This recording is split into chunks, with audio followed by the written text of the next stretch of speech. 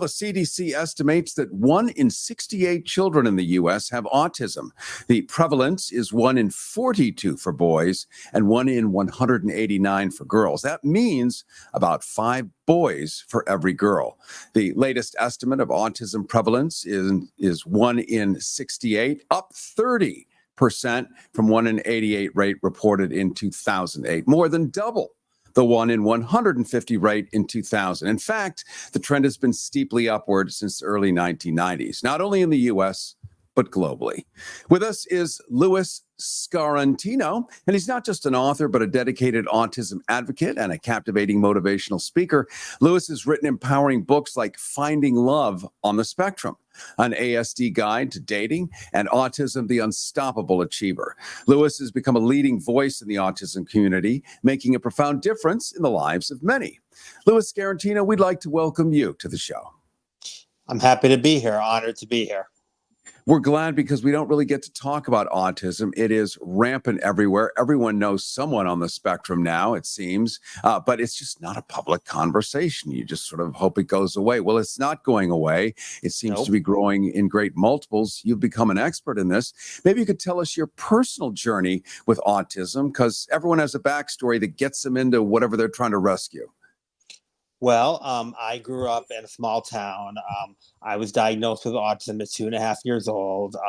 I had a tough early life, with many challenges on the spectrum, difficulty talking right away, and struggles in school. But I made it through college, and I met a couple of my idols, and that inspired me to do all the work I do today, like writing, motivational speaking, and advocating for the community.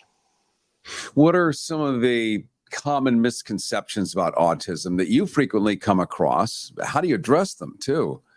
One of the common misconceptions is that all autistic people are alike, whereas autism is a spectrum and individuals have diverse abilities and challenges. Another misconception is that autistic individuals lack empathy. In reality, many of us feel emotions deeply and are very empathetic, even if we express it differently. Do we know, Louis Scarantino, what causes autism? I know there are a million theories, from vaccines to full moons. I don't know. Do you have any sense with this level of study and research that you've done? I've done some research about that, and some of it could be genetic, some of it can be birth defects, some of it can also be environmental factors. Those are a few of the reasons, but I'm still doing more research on exactly what causes autism. But those are the 3 I can come up with at the top of my head. When you look at the CDC website, a pleasure for me. I mean, who doesn't want to sit and read that all day? It's like reading the World Book Encyclopedia. 12 more volumes to go before 1 o'clock. So the CDC website, it's full of fascinating information, but it's very didactic and it's dense and it's filled with all sorts of studies. And they speculate on maybe a little why, maybe not, but they're not really able to break it down. But what they are demonstrating is that the numbers keep growing. I wonder, is it because we're studying this phenomenon for the first time? We have a word for it. We now know what to look for, and therefore we now have a thing to categorize. Or is this really kind of a new phenomenon in the last 50 years? I would say it's a new phenomenon. I think there's a lot more awareness for autism than there was back in the day. And I think, more people are advocating on it as it becomes more common, because back in my grandfather's day, who I believe had autism, even though he was never properly diagnosed, there wasn't enough awareness for it. So that's probably why he didn't get a diagnosis. So I would say it's kind of a brand new phenomenon. Louis, in your opinion, society at large, again, we're walking around in our knuckles like me. I'm learning right now. I mean, I know what I know. I know what I have access to. It's very limited, but you're right in the center of it. What steps can society take to provide better support and understanding for people with autism? Society can better support individuals with autism by promoting inclusivity and accessibility. These includes providing sensory-friendly environments, offering clear communication, being patient and understanding, and ensuring access to appropriate education and employment opportunities. Public awareness and education about autism can also foster great acceptance and support. Now, it's been my experience with some friends of mine who have autism. They're highly focused in certain areas. I mean, brilliantly so, focused in a way that I could never be, which is a real benefit. But it might be just in like several areas, and then in other areas, not so focused. But maybe helping people find the things where they're really good at means a very high functioning, high performing, a lot of output in the business world, I would think. Yes, that's it's very. I'm very glad you brought that up. Because many autistic people, are really good at that one thing that they're really obsessed with. Because that's a common trait in autistic people, that they become obsessed with this one thing, and that makes them really good at that thing, and that could turn into like a career choice for them, or just a hobby choice for them, and it could make them gradually prosper. So yeah, they just need to find that one thing they're good at, they'll see themselves in a very far place. Cary Harrison with you. This is Reboot Your Life. With us is Louis Scarantino, not just an author, but a dedicated autism advocate and a captivating motivational speaker. Louis has written empowering books like Finding Love on the Spectrum, an ASD Guide to Dating, Autism, The Unstoppable Achiever. Louis has become a leading voice in the autism community, making a profound difference in the lives of many. And I was in Switzerland about a year ago, and there was a 5 or 6 year old sat down at a piano and played Chopin etudes. No written music. Had heard it once. That's enough. A Chopin etude. Once is enough. And I can replicate the entire thing absolutely perfectly. This to me is astounding. Thank you. I'm very glad and honored to hear that. Thank you. In your opinion, or how do you assist people who are on the autistic spectrum navigate and foster meaningful social connections? Because I know that can be difficult. Social anxiety is hard enough for everyone anyway. Throw in autism and you're sort of one step removed, maybe. Um, well, I help individuals by offering social skills training, which includes teaching them about social cues, appropriate communication, and ways to build, and maintain relationships. Providing safe spaces for practice, such as support groups or social clubs, can also be beneficial. Additionally, encouraging self advocacy and helping them find supportive friends who understand and appreciate their differences is crucial. Well, let's talk for a second about social cues. We think we know what that means. We use the term a lot, but really, if you ask someone what are social cues, I don't know. I don't Well, know. well, to me, it means ways they like communicate with each other, and the ways they might make eye contact, or any type of other like contact, with the person, whether it's talking, or whether it's doing activities with them. I still might have to do a little more research on social cues, because I don't think many people actually do know what that is, as you're saying. Yeah, I guess the simple ones would be if you walk into a room and you give a big, broad smile, everyone knows not a problem. This is not a tiger out of its cage coming to eat the meat that is me sitting there in front of it. So a big smile indicates as a social cue that you're happy to see people and that you are harmless, versus coming in with a snarl. We've seen that. We all know we step back a little bit and give a wide berth. So I think for a lot of people with autism, certainly the people that I know, they tell me they don't really recognize the social cues. Like a big smile is just a stretched muscle. Like it doesn't really indicate anything, maybe. And so I think in many ways you have to teach them that a big smile is a good thing. A not big smile is a maybe be careful thing, but you don't respond the same way to both. Right.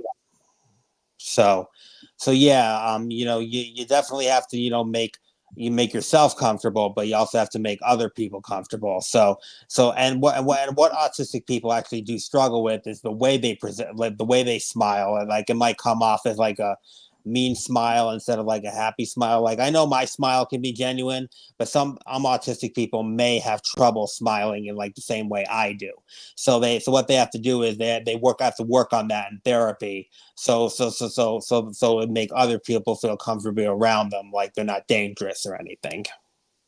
Yeah, we spent a lot of time here on Reboot Your Life talking about just really social interactions, people upskilling themselves, getting their lives back, especially with recovery, where they've been flatlined socially, financially, just devastated spiritually, and sort of rebuilding themselves from the ground up. And I think a lot of people can probably relate to what it must be like for someone with autism, because that's a muscle you have to keep working. Just like recovery, you have to keep working. Just like everything else, you have to keep working, because if you don't, that skill set starts to vanish. So it really is a lifetime practice to be able to pull off this. And, you'll find Benjamin Franklin, great founding fathers who had these extraordinary capacities for charisma and convincing the entire French government to support us. We're at war. That's all right. We're busy. No, you need to support. Really sort of magnificent, but they weren't born like that. They sort of learned these incremental steps to be able to become high achievers. And that's really what we're talking about. It just looks different, but it's the same set of tools that we're all looking for. You're just doing it for people with autism. And talk about some of the extraordinary changes you've seen once you've helped people have these tools. Well, I've seen many more people, find relationships, with people easier, and I've also seen them be more successful in, social life with making friends, and I've also seen many more people, be successful in their careers, and I've also seen many people, you just be successful in life in general. So those are some of the things I've seen. Maybe you could share a memorable, specific success story from your journey in advocating for autism awareness and acceptance. Well, from my perspective, I noticed, as I've learned like better social cues and learned to better express myself better, that I've gone on a lot more dates, and I've gotten better at work, and I've also gotten better, at making more friends. I traveled, and I'm able to like meet different people when I travel and everything. So those were some of my success stories, as I prospered through some of those things. Is it easier to date someone else who also has autism, as if they'll sort of understand, or maybe their autism is so different from yours that it makes it even more difficult? In other words, is it easier to date a civilian, let's call it, than somebody dealing with the same issue, or is there an automatic understanding with someone who is already familiar with it? I've dated a couple people who have either have autism or another like mental health disability or whatever you want to call it. And it was easy the first time, but the second time, was a little bit more of a challenge, because I did struggle to understand like some of her things that she was going through, since she had a lot of other personal issues she was going through too. I won't get into too much detail about that, but it was pretty hard, and that's what was kind of why the relationship failed, because I didn't know how to deal with some of her like challenges, and it just made it too difficult, and that's why we didn't continue the relationship.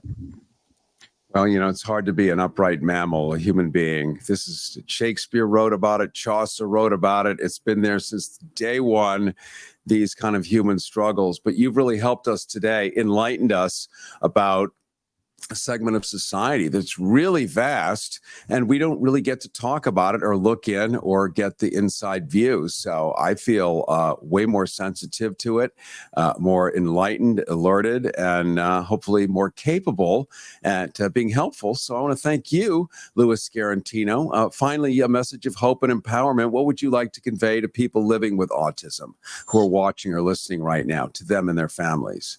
Well, I would like to tell everybody that everybody should have hope for the autistic community, and everybody should never give up on their child or loved one with autism, and that if anybody can be successful on the autism spectrum like I did, everyone else can too. So just continue to get the right treatments, continue to get yourself out there, and you'll be okay. That's one of the best advices I can give. Well, that's perfect. With us has been Louis Scarantino, not just an author, dedicated autism advocate, captivating motivational speaker. Louis written empowering books like Finding Love on the Spectrum, an ASD Guide to Dating and Autism, The Unstoppable Achiever. Louis has become a leading voice in the autism community, making a profound difference in the lives of many. Cary Harrison with you, and this is Reboot Your Life. Hang on, your reboot reboots in a moment. How you holding up? Nothing wrong with getting help. If I promise to look into it, will you drop it and help me build this fence? Now you need my help. If you or a veteran you know needs support, don't wait. Reach out. Find resources at va.gov/reach.